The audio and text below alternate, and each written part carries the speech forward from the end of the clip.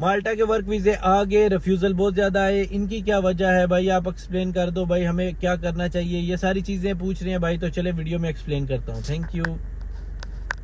अस्सलाम वालेकुम, welcome back to another brand new video. तो आज की इस वीडियो में हम बात करने जा रहे हैं, जैसे कि आपको पता है माल्टा वर्क वीजे आ चुके हैं, रेशो कैसी रही ये वीडियो भी बना दी, डिस्पैच का भी आपको बताता रहा, ट्रांजिट का भी बताता रहा। अब बात करेंगे, आज बहुत सारे भाई कह रहे थे रिफ्यूज़ल आए हैं, तो उनकी क्या वजह हो सकती है। तो मैं बहुत ज़्यादा डीपली तो नहीं बताऊंगा, लेकिन आपको इतना ज़रूर बताऊंगा कि आपको समझ में आ सकेगी कि कैसे होता है ये प्रोसेस, क्या होता है क्या नहीं होता। बहुत सारे भाइयों के कमेंट्स भी आ रहे थे, मैसेज पे भी पूछ रहे थे कि भाई हमारा भी रिफ्यूज़ल हो गया तो अब क्या करें, या फिर इसका क्या होता है नेक्स्ट, क्यों रिफ्यूज़ होता है। तो चले वीडियो की जानिब चलते हैं। वीडियो को शुरू करने से पहले अगर जल्दी से आपने चैनल को सब्सक्राइब नहीं किया तो जल्दी से चैनल को सब्सक्राइब कर लें, साथ में बेल आइकन का बटन दबा के, और साथ में आपने जल्दी से अगर फाइल प्रिपेयर करवानी हो अपनी तो आप कांटेक्ट कर सकते हैं दिए गए व्हाट्सएप नंबर पे।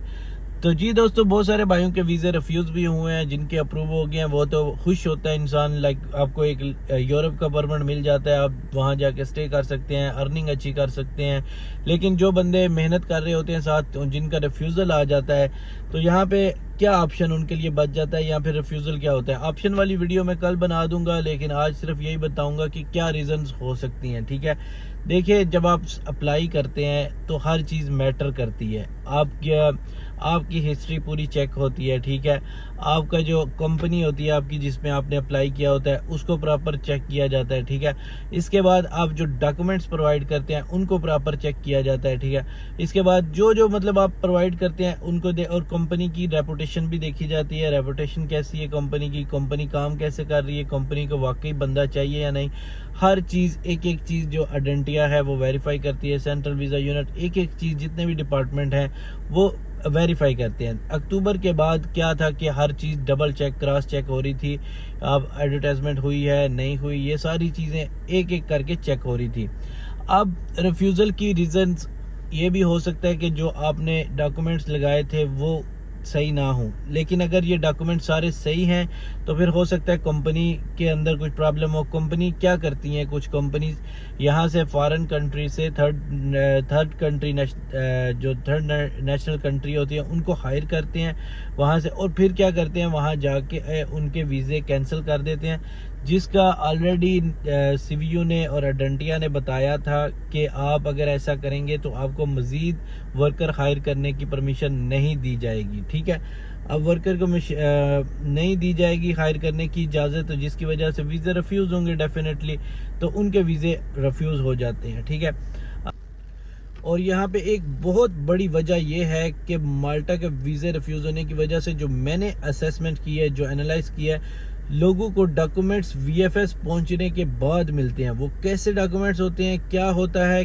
किसी को कुछ पता नहीं चलता। ये 98%, 99% इस तरह के मैंने क्लाइंट देखे हैं जो बोलते हैं कि भाई हमें वीएफएस में जाके डॉक्यूमेंट्स मिले, हमें तो पता ही नहीं क्या लगा है क्या नहीं लगा। तो ये भी एक कारण होता है, ये मैं ऐड कर दूंगा मीड में। तो ये सीन भी होता है, उनको हायरिंग, उनके मतलब उनके वीज़े अप्रूव नहीं होंगे, क्योंकि उन्होंने क्या किया होता है, कैंसिल किए होते हैं बहुत ज़्यादा, तो जिसकी वजह से कंपनी पे एक प्रॉब्लम हो जाती है, जिसकी वजह से गवर्नमेंट उनको मज़ीद थर्ड कंट्री नेशनल से हायर करने की परमिशन नहीं दे रही होती। ठीक है, एक तो ये भी वजह हो सकती है। दूसरा, कुछ भाइयों क्या हो सकता है कि उनका डॉक्यूमेंट्स में जैसे ट्रैवल इंश्योरेंस होता है, डमी टिकट होता है, या फिर आपका हिस्ट्री कुछ इस तरह की हो, कहीं आपका कुछ फॉर्म फिल करते हुए अगर कोई आपका ब्लड रिलेशन यूरोप में है और आप उसको मेंशन नहीं कर रहे, उसको नहीं बता रहे, ये सारी रीजंस भी हो सकती हैं। ठीक है, 100% कुछ भी नहीं। अगर 100% आप बात करें, अगर कोई भाई कहता है कि मेरे सारे डॉक्यूमेंट सही थे, मैंने सब कुछ सही किया था, फिर भी वीज़ा रिफ्यूज़ हो गया, तो फिर भाई आपके नसीब में भी होता है, क्योंकि माल्टा का वीज़ा ऐसे भी रिफ्यूज़ हो जाता है कि सारे डॉक्यूमेंट सही ना भी हों तो वीज़ा लग जाता है, और सही हूँ तब भी वीज़ा रिफ्यूज़ कर सकते हैं। तो ये एक जनरल बात है, हो जाता है ऐसा, माल्टा वाले करते हैं, तो आपने इसको सीरियस नहीं लेना। अब आगे आपने क्या करना है, या नेक्स्ट स्टेप आपका क्या होगा, अपील की तरफ जाना है या फिर कैसे रीअप्लाई करना है, ये सारी चीज़ें मैं आपके साथ शेयर करूंगा नेक्स्ट वीडियो में।